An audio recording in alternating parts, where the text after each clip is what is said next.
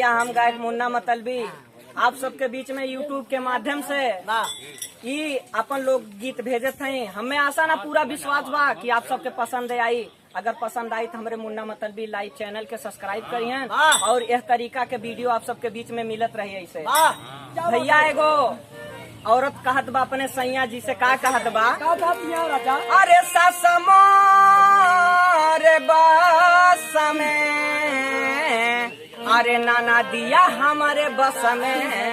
कैसे कहत बा पलालू भैया, अरे सास मोरे बस में, नाना दिया हमारे बस में। अरे नहीं बापिया हो नहीं बापिया, ई जवानिया हमारे बस में, नहीं बापिया हमारे बस में।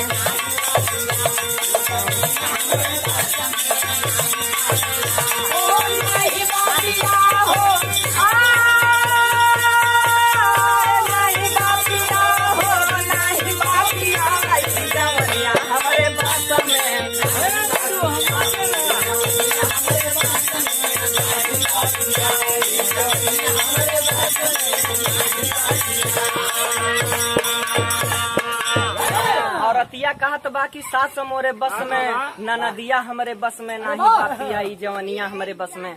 और कैसे कहत बा, अरे जेठा मोरे बस में, जेठानिया हमारे बस में। अरे जेठा मोरे बस में, जेठानिया हमारे बस में। अरे नहीं बापिया हो नहीं बापिया, ई जवानिया हमारे बस में, नहीं बापिया।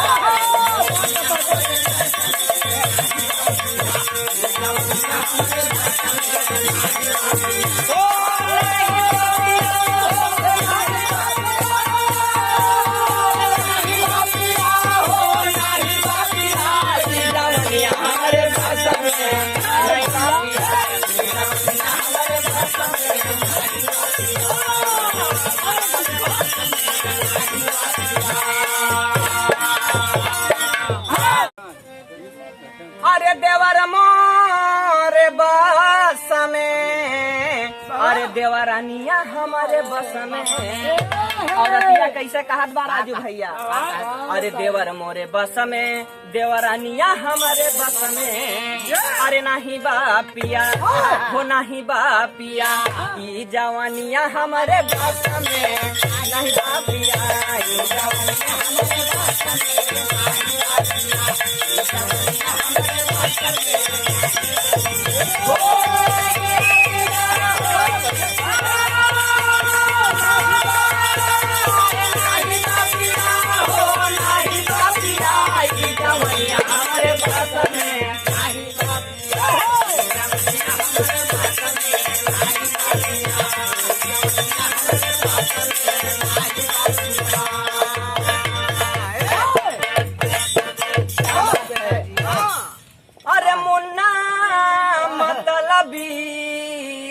जवानिया से हरली।